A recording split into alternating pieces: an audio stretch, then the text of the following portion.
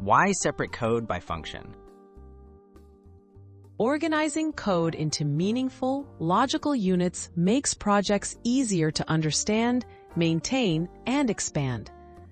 Grouping related code helps reduce confusion, avoids duplication, and lets multiple developers work more efficiently. Clean code organization is a key habit for both beginners and professionals, and understanding modules and packages is the first step to getting it right. What is a module? A module is a single file containing Python code, such as functions, classes, or variables that can be used in other programs. Modules let you separate code based on purpose. For example, you might keep all math-related functions in a math-utils module. By importing modules, you can reuse code and keep each file focused and manageable. What is a package?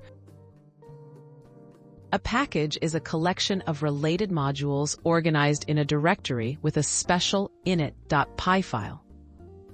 Packages let you create a hierarchy of code, making larger projects easier to scale.